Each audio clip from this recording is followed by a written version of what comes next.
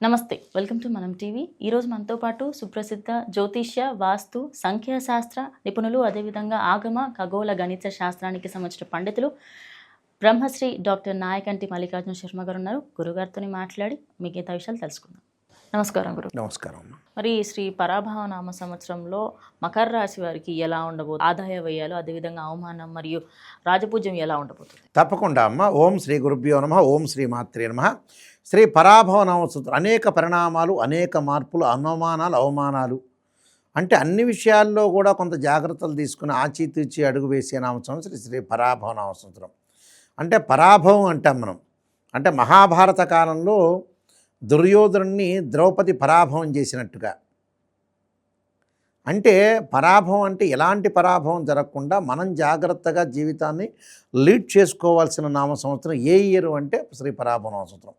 మకర రాశి అంటే మకర రాశి అంటే ఏమిటి అని అంటే సహజంగా ఉత్తరాషాఢ నక్షత్రంలో ఉండే 2, 3, 4 పాదాలు, శ్రవణ నక్షత్రంలో ఉండే 1, 2, 3, 4 పాదాలు, ధనిష్ఠా నక్షత్రంలో ఉండే 1, 2 పాదాలు కలిపి మకర రాశి అవుతుంది.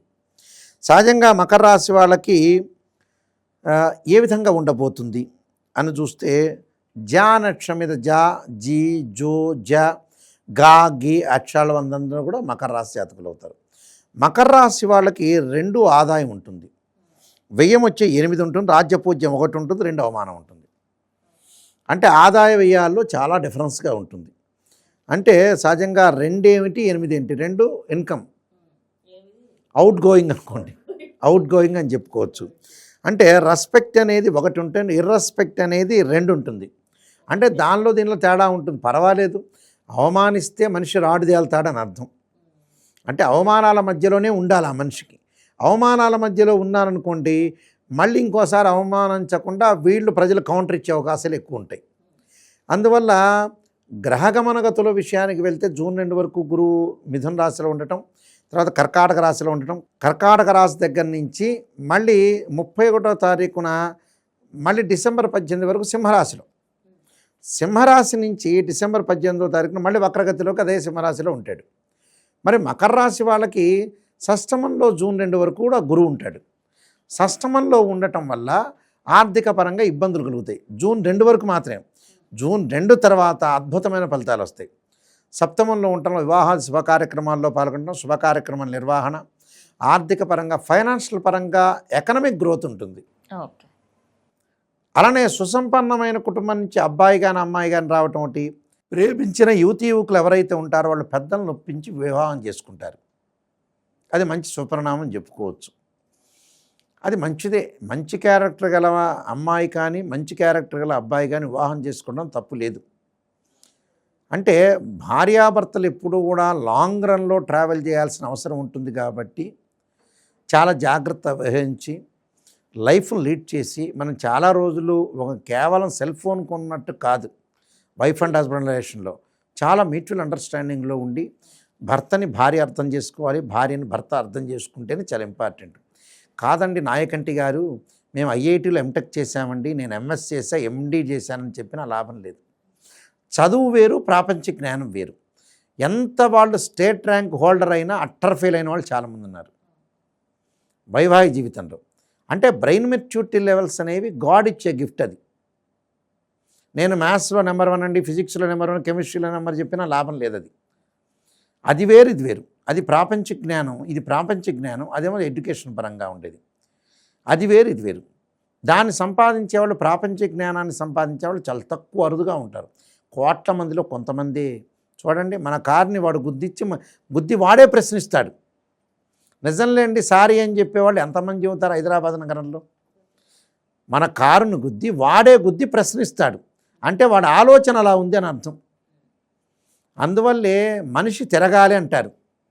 మనిషి అది వరకు రోజుల్లో మా చిన్న వయసులో కూడా ఒకతను ఉండేవాడు, ఒక మాస్టర్ గారు. ఆయన ఏం చేసి చెప్పేవాడంటే 21 ఏళ్ళు తిరగగానే మార్కెటింగ్ చేయమంటాడు. అంటే మార్కెటింగ్ చేయమంటే అంటే ఏంటంటే లోక జ్ఞానం తెలవాలి. లోక జ్ఞానం అంటే ఏంటంటే ప్రతి ఊర్లో తిరుగుతూ ఉంటుంటే మనకి మనిషి యొక్క తత్వాలు, వాళ్ళ విషయాలు, శుభ కార్యక్రమాలకు వెళ్ళటం అన్నిటికీ వెళుతూ ఉంటుంటే మనిషి యొక్క ఆలోచన తెలుస్తుంటుంది. అంటే ఆ మనిషిని సిటీ స్కాన్ ఎంఆర్ఐ స్కాన్ చేయొచ్చు. హైదరాబాద్ మొత్తం చూడలేదంటే ఆయన హైదరాబాద్ తిరగనట్టే అర్థం, మగవాడు తిరగాలని అంటారు. అలానే ఇక్కడ ప్రతి చోట కూడా అన్ని విషయాలు ఆకలింపు చేసుకోవాలి, ప్రతి చోట వెళ్ళాలి, మనస్తత్వాన్ని గ్రహించాలి, సంబంధాలకు వెళ్ళాలి, స్నేహితులను కలవాలి, అన్నీ కలుస్తేనే తెలుస్తుంది. అలాంటి వాటిల్లో ఎట్టి పరిస్థితుల్లో కూడా ఫెయిల్ కాకూడదు. మనిషి లైఫ్ను ఎన్హాన్స్ చేసుకొని ముందుకు వెళ్ళాలి. అయితే ఈ 6వ స్థానంలో గురువు యొక్క ఫలితం వల్ల కొంత జూన్ 2 వరకు ఇబ్బందులు, కానీ జూన్ 2 తర్వాత ఆర్థిక పరంగా ఆదాయం బాగుంటుంది, అనుకూలమైన ఫలితాలు జరిగే అవకాశాలు ఎక్కువ ఉంటాయి. ఉద్యోగంలో ప్రమోషన్లు కూడా వచ్చే అవకాశం ఖచ్చితంగా ఉంటాయి. శని యొక్క బలం వల్ల ఎలా జరగబోతుంది? శని 3వ స్థానంలో ఉన్నాడు, సాటర్న్ ప్లానెట్. ఈ సాటర్న్ ప్లానెట్ ఎలా అయితే 3rd హౌస్లో ఉన్నారో జూలై 25 నుంచి 2nd హౌస్లోకి ఎంటర్ అవుతాడు. 2nd హౌస్లోకి జూలై 25 వరకు ఆర్థిక పరంగా అన్ని లావాదేవీలు బాగుంటాయి.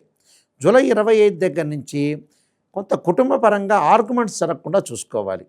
చాలామంది ఆర్గ్యుమెంట్స్ చేస్తుంటారు. ఆర్గ్యుమెంట్స్ చేయటంలో మంచి ఆర్గ్యుమెంటు, చెడ్డ ఆర్గ్యుమెంట్ రెండు ఉంటాయి, బ్యాడ్ అండ్ గుడ్. మంచి ఆర్గ్యుమెంట్ అంటే ఏంటంటే అనుభవమైన వ్యక్తి, అపారమైన జ్ఞానం గల వ్యక్తి క్లారిటీ ఇస్తాడు. కొంతమంది మొండిగా ఆర్గ్యుమెంట్స్ చేసే వ్యక్తులు కూడా ఉంటారు. అలాంటి వాళ్ళతోటి మనం ఏం చెప్పారంటే మీరు చెప్పింది రైట్ అని కూల్గా ఉండాలి. శివాజీ సినిమాలో కనుక కూల్ అంటాడు చూసారా రజనీకాంత్, అలా ఉంటాం. వాదించడం వల్ల పెద్ద ప్రయోజనం ఉండదు. మకర రాశి వాళ్ళు కొంచెం కూల్గా ఉండాలి. అంటే వైఫ్ అండ్ హస్బెండ్ రిలేషన్లో కానీ, అన్నదమ్ముల మధ్యలో కానీ, బ్రదర్స్ అండ్ సిస్టర్స్లో రిలేషన్షిప్లో కానీ కూల్గా ఉండాలి. అలా ఉద్యోగంలో కానీ పై అధికారులు వాళ్ళు తెలిసి తెలియక చెప్పినా కూడా, కంపెల్ చేస్తున్నా కూడా రైట్, ఎస్ మీరు చెప్పింది రైట్, కరెక్ట్. ఇంకా గొడవల్లోకి అవసరం లేదు. లిటిగేషన్స్ వ్యవహారాల్లో కూడా ముందుకు వెళ్ళకూడదు. అంటే వైఫ్ అండ్ హస్బెండ్ రిలేషన్లో అరుచుకుంటున్నా, ఆర్గ్యుమెంట్ చేస్తున్నా, బ్రదర్స్ అండ్ సిస్టర్ కానీ బయట వాళ్ళు కానీ అనవసరమైన కల్పించుకోకూడదు. అంటే లిటిగేషన్స్ వెళ్ళటం వల్ల కూడా కాంట్రవర్షన్ అనేది మంచిది కాదు. అంటే ఎప్పుడైనా కాంట్రవర్షన్ కంటే కాంప్రమైజింగ్ ఇస్ బెస్ట్ పాలసీ. యాక్చువల్గా లైఫ్ ఇన్సూరెన్స్ కంటే కూడా, ఎల్ఐసి కంటే కూడా ఇది బెస్ట్ పాలసీ. అన్ని పాలసీలో కంటే బెస్ట్ పాలసీ ఏంటంటే కాంట్రవర్షన్ కంటే కాంప్రమైజింగ్ ఇస్ బెస్ట్ పాలసీ. అంతకంటే ఉండే పాలసీ ప్రపంచంలో ఎక్కడా లేదు. కాంప్రమైజింగ్, జీవితాన్ని కాంప్రమైజింగ్ అయ్యే పాలసీ చేసుకోవాలి. అలా రాహు యొక్క బలాన్ని మనం చూసుకునేటట్టయితే, రాహు ద్వితీయ స్థానంలో ఉండటం వల్ల డిసెంబర్ 7 వరకు కూడా ద్వితీయంలో ఉంటాడు, కుంభంలో ఉంటాడు. ఆ తర్వాత జన్మంలోకి వస్తాడు. 7వ తారీఖు, డిసెంబర్ 7వ తారీఖు నుంచి కొద్దిగా ఆరోగ్యపరంగా ఇబ్బందులు రాకుండా చూసుకోవాలి. అలానే కేతు యొక్క బలం, కేతు సింహరాశిలో ఉంటాడు, మకర రాశిలోకి సింహరాశి నుంచి కర్కాటక రాశిలోకి వెళ్ళిపోతాడు. అప్పుడు కొద్దిగా అనుకూలంగా ఉండదు. కోర్టు సమస్యలు, పోలీస్ స్టేషన్, అన్నదమ్ముల మధ్యలో వివాదాలు, ఆర్గ్యుమెంట్స్ రాకుండా చూసుకోవాలి. శుక్రుడు వల్ల వివాహ సంబంధాలు లేట్ అయ్యే అవకాశాలు ఎక్కువ ఉంటాయి. రవి వల్ల ఉద్యోగులకు ఎంత శ్రమ పడినా శ్రమకు తగ్గట్టుగా కష్టం యొక్క ఫలితాన్ని, రిజల్ట్స్ అనేది ఇవ్వరు వీళ్ళు. బుధుడి వల్ల వ్యాపారపరంగా కొన్ని ఇబ్బందులు కలుగుతాయి. అంటే కొన్ని చికాకులు కలగకుండా చూసుకోవడం చాలా మంచిది.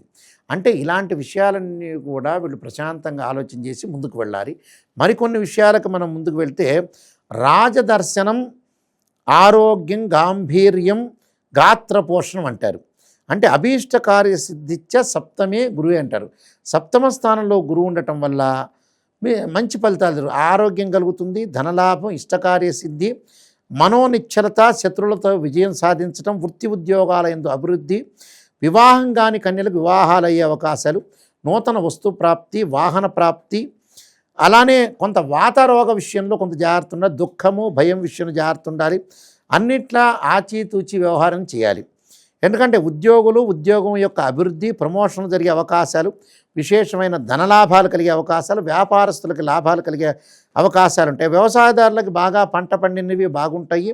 అలా సాఫ్ట్వేర్ రంగం వాళ్ళకు అనుకూలంగా ఉండాలి. విద్యార్థులు కొంత అధిక శ్రద్ధతో చదవాలి. వ్యాపార విస్తరణ కూడా వీళ్ళకి చాలా ఎక్కువ జరిగే అవకాశాలు ఉంటాయి. అంటే హైదరాబాద్లో ఒక బిజినెస్ చేశారంటే గుంటూరుకి ట్రాన్స్ఫర్ కావటం, గుంటూరులో కూడా వ్యాపార పరంగా పెట్టడం ఒకటి, ఇలాంటి అనేక విషయాల్లో కొంత జాగ్రత్తగా ఉండాలి. అంటే లైఫ్ని వీళ్ళు ఏంటంటే ఎక్స్పీరియన్స్ని గెయిన్ చేయాలి. ఎక్స్పీరియన్స్ని గెయిన్ చేస్తే వీళ్ళకి లైఫ్ను ఎన్హాన్స్గా ముందుకు వెళ్ళే అవకాశాలు ఖచ్చితంగా ఉంటాయి. అంటే ఇలాంటివన్నీ కూడా కొంతమంది చూసుకోవాలి. అంటే మనం ఎవరు చెప్పినా కూడా ఆ విషయాన్ని కొట్టిపడేయకూడదు. మనం నిజమా కాదా అనేది తెలుసుకోవాలి. ఇప్పుడు చిన్నవాళ్ళు చెప్తారు, పెద్దవాళ్ళు చెప్తారు. ఎందుకు చెప్తారు అంటే మనం పండితులమా, పామర్లమా, లేకపోతే తెలియదా? తెలిసిన వాళ్ళకు కూడా కొంత చెప్పే అవకాశాలు ఉంటాయి. తెలిసిన వాళ్ళు కొంతమంది రకరకాల వ్యవహారాలు ఉంటాయి. అవన్నీ కూడా మనం చూసుకోవాలి. చూసుకొని జాగ్రత్తగా వెళ్తే ఎలాంటి పరిణామం అనేది కొంత ఆచితూచి అడుగు వేయాలి. అంటే ఎవరు చెప్పినా కూడా కొద్దిగా వాళ్ళు చెప్పిన మాటని ఓకే అనేటట్టుగా ఉండాలి. అర్థం. అలాంటి విషయాలను కూడా జాగ్రత్తగా ఉండాలి. అంటే ఎగ్జాంపుల్ దానికి ఏంటంటే మా చిన్నతనంలో గుంటూరులో ఉండగా ఎవరో నా పక్కన వెళ్తున్నాడు, డ్రింక్ చేసి ఉన్నాడు. ఆయన విజయవాడ అంటాడు. గుంటూరుని కాదయ్యా, పక్కనే ఉంది విజయవాడ అంటే హైదరాబాద్ సికింద్రాబాద్ ట్విన్ సిటీస్, గుంటూరు విజయవాడ. అది కాదని చెప్పంగానే పక్కన ఇంకో ఆయన వచ్చాడు. ఈయనేదో ఇర్రెగ్యులర్గా ఉన్నారు, డ్రింక్ చేశాడు. బాబు నువ్వు విజయవాడ అని చెప్పు అన్నాడు. నేను అమ్మడు ఆయనతో విజయవాడ అని చెప్పా, వెళ్ళిపోయాడు ఆయన. అలాంటి కొన్ని ఇన్సిడెంట్స్ ఉంటాయి. కొంత జాగ్రత్త వివరించి ముందుకు వెళ్ళాలి. కొన్ని పరిహారాలు చేసుకొని ముందుకెళ్తే లైఫ్ను మనం లీడ్ చేయగలుగుతాం. మరి మకర రాశి వాళ్ళకి ఏమేమి పరిహారాలు ఉన్నాయి? శని యొక్క ఆరాధన చేయాలి. అంటే దక్షిణకాళి స్తోత్ర పారాయణం చేయాలి. శని యొక్క అదే అంతరిక్ష దేవత అంటారు. అలానే ఓం నమః శివాయ పంచార్థంతో పాటు రుద్రగాయత్రి మంత్రం ఉంటుంది. తత్పురుషాయ విద్యే మహాదేవాయ ధీమహి తన్నో రుద్ర ప్రచోదయాత్ అనే మంత్రాన్ని చక్కగా చదువుకోవటం ఒకటి.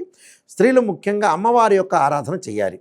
మహాదేవే చే విష్ణుపత్ని ధీమే తన్నో లక్ష్మి ప్రచోదయాత్ అనే మంత్రాన్ని చక్కగా శ్రీశైలం లాంటి క్షేత్రాలు దర్శనం చేయటం వల్ల కూడా వీళ్ళకి మంజరి అవకాశాలు ఖచ్చితంగా ఉంటాయి.